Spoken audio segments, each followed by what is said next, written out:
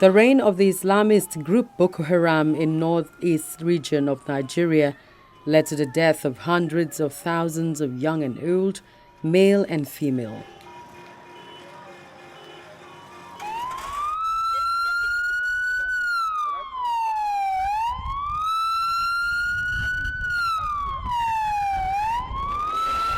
The sect wants to institute an Islamic caliphate in Nigeria and is in particular opposed to Western-style modern education, which they say lures people away from following Islam.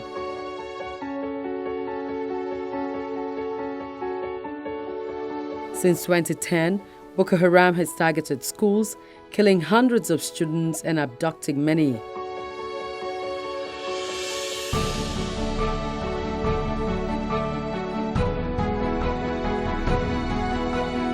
On the night of 14 April 2014, a group of militants stormed a government girls' secondary school in Chibok, Borno State.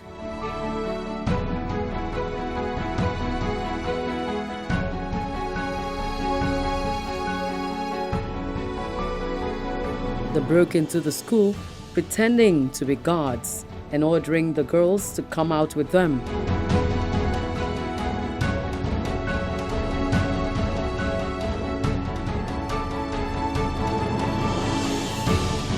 Authorities disclosed that a large number of students were taken away in trucks, possibly into the Konduga area of Sambisa forest, where Boko Haram was known to have fortified camps.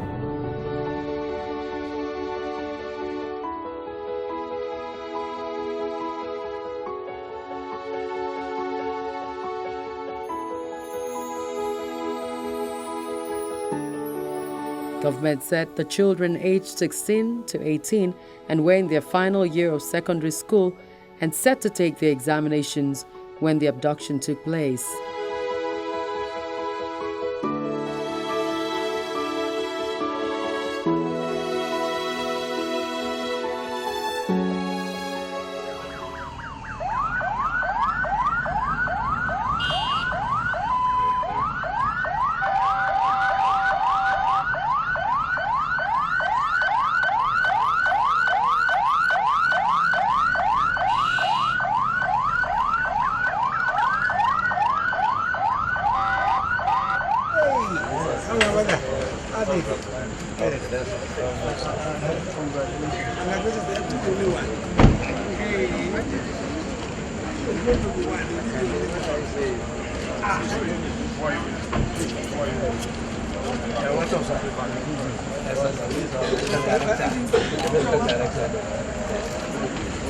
After about 2 years in the captivity of the notorious sect, 21 out of the official 219 number given as abducted breathe freedom again.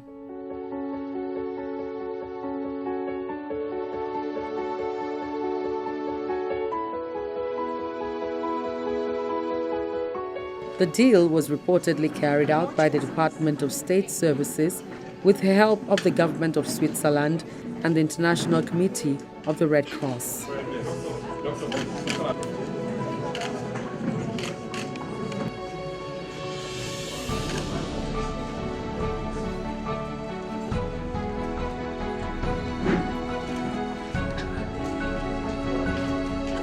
Very glaring is their unhealthy frames and sad faces, as some perhaps recall their pains and agonies in the hands of the Boko Haram members.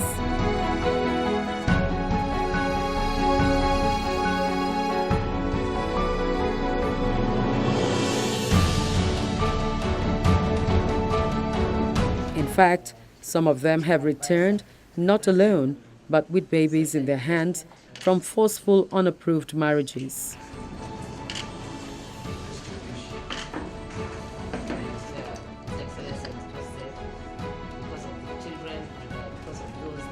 The vice president, his wife, and other on his entourage arrived to meet with the released girls. A roll call is made to familiarize the girls with the VP.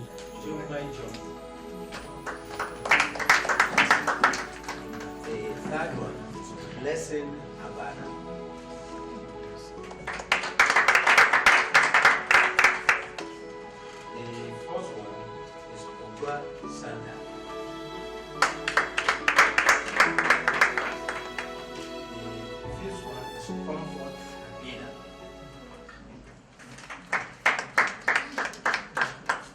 sixth one is Mariam Bashir.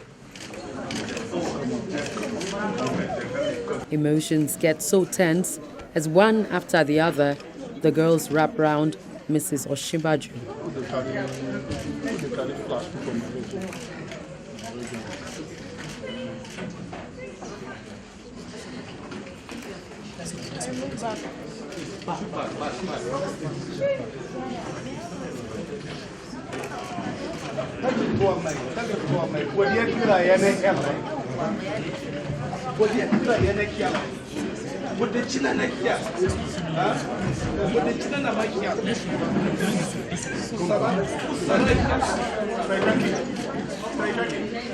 I'm sure that you're going to be very well taken care of.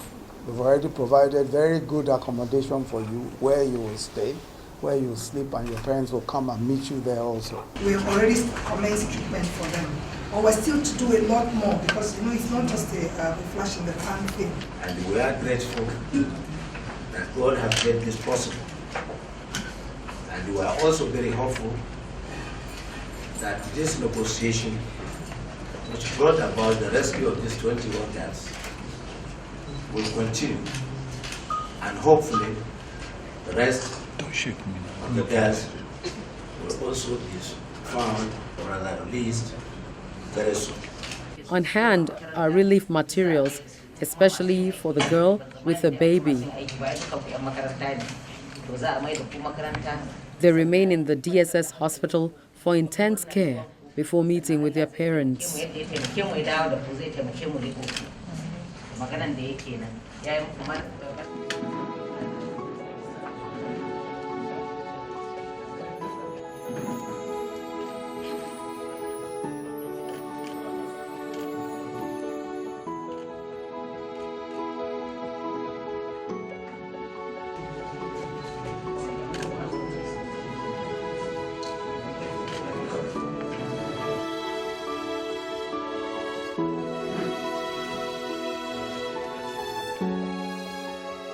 At another setting, the Vice President discloses the process followed to rescue the girls.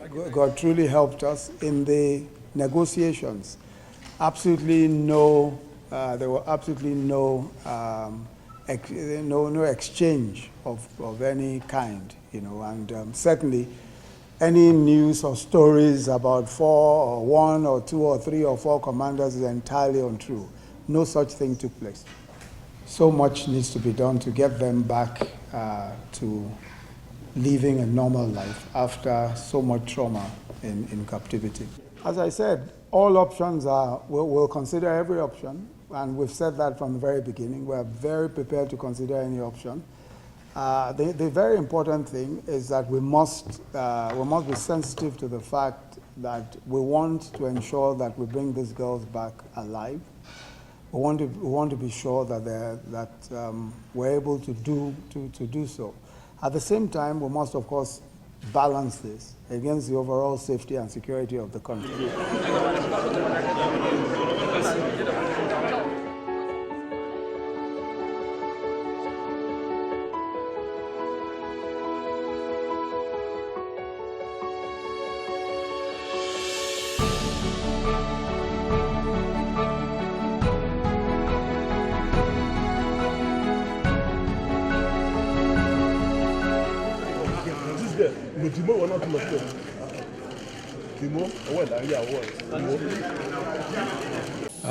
I believe he will be duly briefed by the Vice President so that he will give you the details.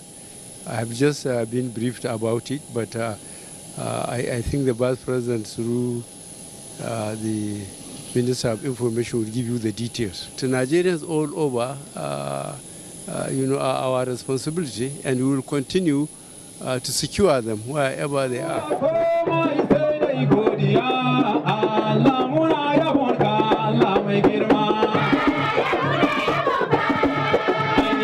Some days after their arrival, the mood changes. The long, sad faces and unhealthy frames come alive again as they file out in a procession in a special Thanksgiving service in their honor.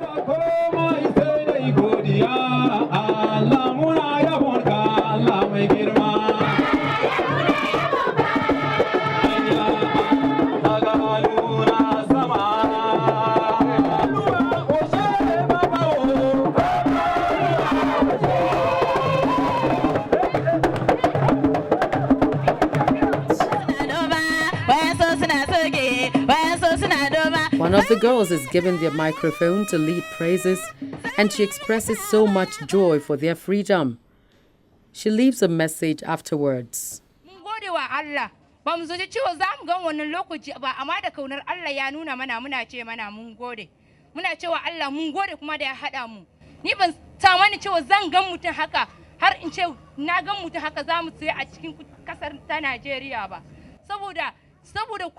Bom wani lokaci ma jirki ya taba jafa bom kusa da ni ina nan a karkashin itace ina zaune jirki ya jafa bom kusa da ni haka amma bai same ni ba da ikon Allah na tsira bai same ni ba wannan ma ya isa in cewa Allah na gode mun zauna da yiwa ma na wata daya da kwana 10 mun zauna da yiwa na wata daya da kwana 10 amma ba mu mutu ba mun gode wa Allah.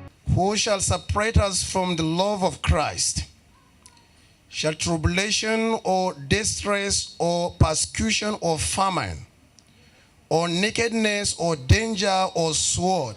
Just before the officiating minister could round up his words of exhortation, encouraging the girls to forge ahead despite the memorable past, their parents arrive. It's a joyful stare in tears.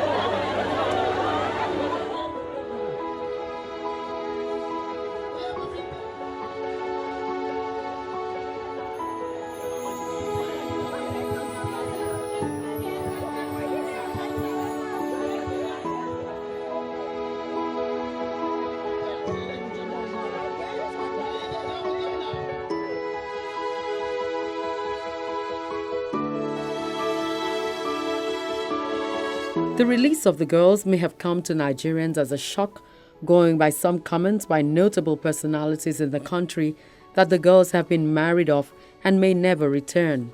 We have to congratulate Mr. President. We have to thank the Nigerian armed forces and other security agencies for a job well done. We believe that in the coming weeks and months, the rest of the Chibok girls will be discovered. Let's keep them in our prayers. And let's also pray for the repose of the souls of nearly 50 or even over 50,000 Nigerians that lost their lives. But this is one of the happiest moments of my life and of the life of this administration, I'm absolutely certain. This is an epochal event. We're extremely delighted, and I believe that all Nigerians are happy with this development. This is a harbinger of great things to come. The economy will pick up. Other girls will be found. There will be peace in the northeast. Peace will come back to the Niger Delta. Issues of cattle rustling will be eliminated, and we shall be one big happy family going forward. So we are very happy.